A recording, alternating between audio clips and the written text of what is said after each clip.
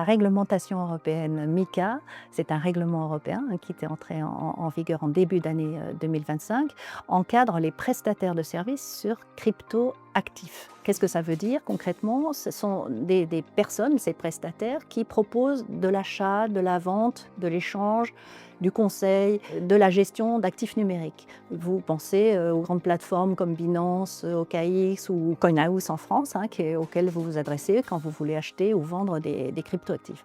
Voilà, donc ce monde-là n'était pas encadré en Europe comme ça. On avait juste un enregistrement et la France avait inventé le système des PSAN, donc c'est le prolongement de ce système, mais avec un agrément qui est beaucoup plus exigeant et qui est obligatoire dans toute l'Europe. Donc c'est ça qui est important, c'est que vous ne pouvez plus aujourd'hui proposer ces services-là si vous n'avez pas cet agrément obligatoire MiCA, de PSCA on appelle. Alors cet agrément, il est extrêmement sérieux, il est exigeant et prévoit pour sécuriser notamment les investisseurs, des garanties qu'il faudra donner en matière de respect de la lutte contre le blanchiment, de cybersécurité, c'est très important, et puis aussi de ségrégation des actifs, c'est-à-dire le fait de ne pas mélanger les actifs du prestataire avec ceux de ses clients, ce qui pourrait donner des dérapages comme on avait vu avec FTX.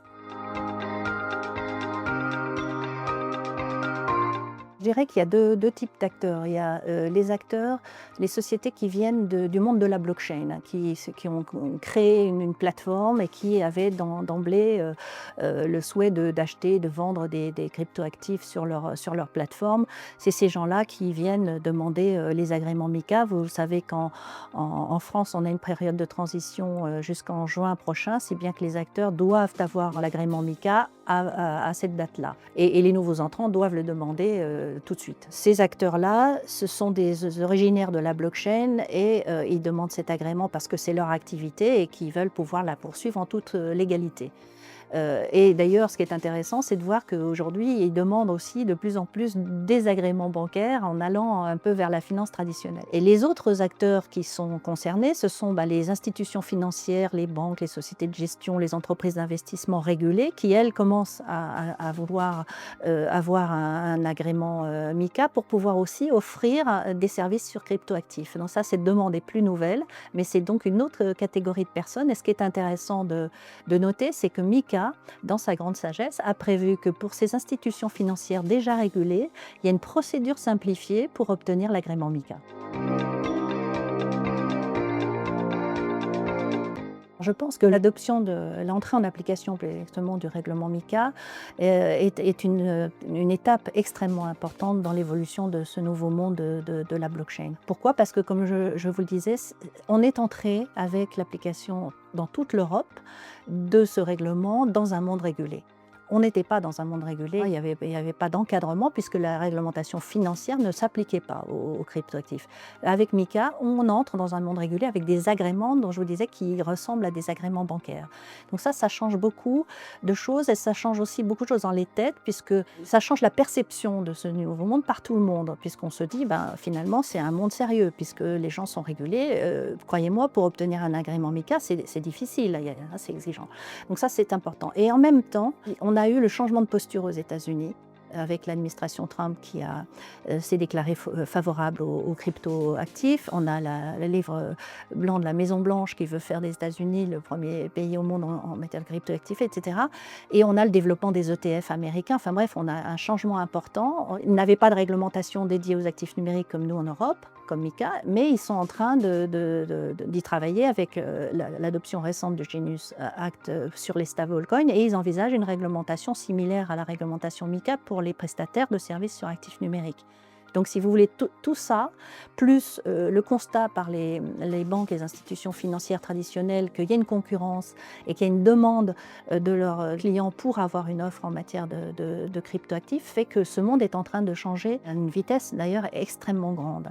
Et ça m'amène à faire un constat qui n'est pas forcément fait par ailleurs, mais que je peux faire à partir des projets que je vois au cabinet. Je pense que plus généralement, si vous voulez, la blockchain avec ces facteurs-là dont je viens de vous parler est en train de révolutionner la finance.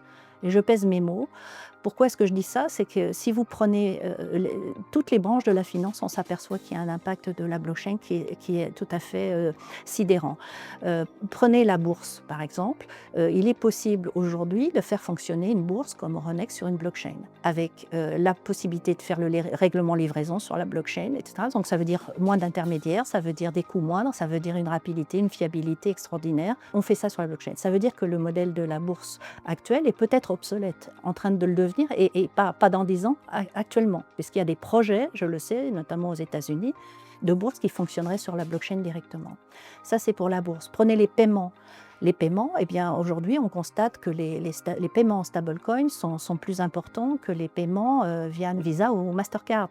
Ça veut dire que le stablecoin prend une importance dans le monde des paiements qui est tout à fait considérable, avec les enjeux qu'on peut avoir de souveraineté sur l'euro, le stablecoin euro, stablecoin dollar, etc. Donc ça, c'est en train aussi de changer le paysage du paiement. Et je prendrai un dernier exemple dans l'investissement. Je pense que la blockchain est en train de changer radicalement l'investissement. Pourquoi? Parce que, imaginez, et c'est vers ça qu'on va, hein, clairement, une plateforme sur une blockchain où vous allez trouver des cryptoactifs, donc du Bitcoin, de l'Ether, tout ce que vous voulez, du stablecoin. Et puis vous allez trouver aussi des titres financiers tokenisés, puisqu'on a les outils juridiques pour le faire grâce au règlement européen du régime pilote, qui permet de tokeniser, c'est-à-dire d'inscrire sur la blockchain des actions, des obligations ou des parts de fonds, et de les négocier comme sur une bourse avec la liquidité qui va avec, et de faire le règlement livraison directement sur la blockchain. Vous pourrez y trouver donc ces titres financiers, et donc derrière, vous pourrez tokeniser par exemple de l'immobilier, hein, que vous mettez dans une société. C'est les actions de cette société que vous allez tokeniser. Du coup, vous allez pouvoir acheter des petits morceaux d'immeubles sur la blockchain directement, ou de l'or, ou des objets de collection, etc. Donc imaginez ce que ça veut dire qu'une plateforme sur la blockchain où vous allez trouver tout ça. Aujourd'hui, c'est difficile d'acheter de l'or, c'est difficile d'acheter de l'immobilier par petits morceaux, etc. Là, vous aurez une plateforme qui va proposer tout ça. Et c'est en ça, je crois, qu'on est en train de rentrer dans un nouveau monde via la blockchain, hein, au-delà de la crypto-monnaie stricto sensu, dans un nouveau monde dans la finance.